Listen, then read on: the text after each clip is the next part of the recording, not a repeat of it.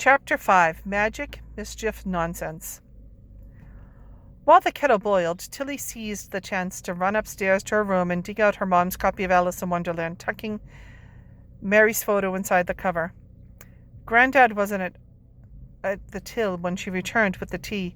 She tracked him down in the corner of the shop that they rather grandly called the office, although it was really just a desk tucked into a corner of the fourth floor where customers didn't venture as regularly. As she headed toward the office, a sweet, smoky gel lingered in the air. One that got stronger, she got closer to the desk. Alongside a murmur of voices, someone very posh was responding languidly to Granddad's question. As Tilly rounded the corner, she saw a tall, elegant man in an expensive-looking gray coat sitting opposite Granddad.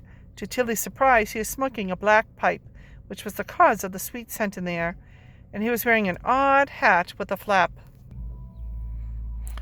on each side, even though it was always cozy inside the shop.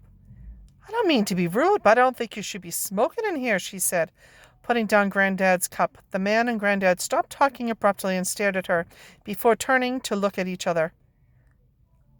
"Sorry, I didn't mean to interrupt your meeting, Granddad," Tilly said, instantly worried she'd been too terse with someone who looked decidedly important.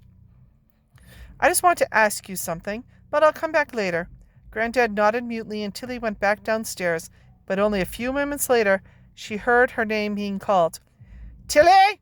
Granddad's voice came down the stairs. "Wait for me a sec, will you?" Tilly paused so Granddad could catch up with her. "Sorry about that, love," he said, back to his usual self. "I was just deep in conversation, entirely forgot what I'd asked that cup of tea. Sorry if I was strange with you. You know I get how I can get. Can't concentrate on more than one thing at a time." "It's okay," Tilly said. "Who was that anyway, and why were you letting him smoke?" Granddad looked sheepishly. He's an old friend, and he likes doing things his way, so I let the rules slide for him and turn a blind eye. I know it's ill-advised." "I can't seem to turn a corner in this place without interrupting someone else's conversation," Tilly said. "What on earth do you mean, sweetheart?" Granddad said.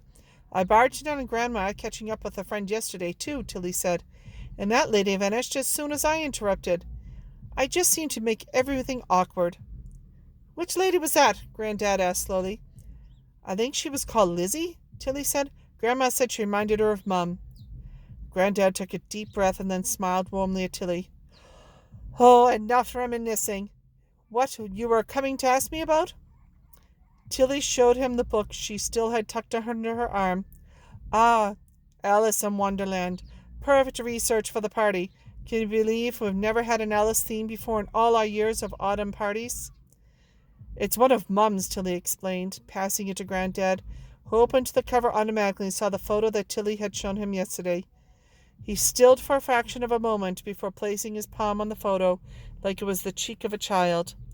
"It's a lovely connection to have, isn't it?" Granddad said, holding the photo up to his glasses. "Having the same book she's reading in the photo. She loved Alice in Wonderland too," he said, closing the book and pointing at the cover. "Do you know why she liked them so much?" Tilly said, remembering her decision to try to find out more about her mother's tastes in books. "Well, as I said it before, she always felt a personal connection to a little princess," Granddad said carefully. "And why do any of us love Alice Adventures in Wonderland? Magic, mischief, nonsense, all the good stuff." "I wish I could talk to her about it," Tilly said. "Oh, me too, sweetheart," Granddad said. "Me too." He looked into her eyes quite seriously for a moment before an extravagant stomach rumble invaded the silence. "Well, then I suppose I'd best check on lunch. It'll be ready soon. Pop down before too long." He gave her a kiss on the top of her head and set off forward toward the kitchen. Tilly found the nearest chair, sat down, and began reading the familiar first few sentences.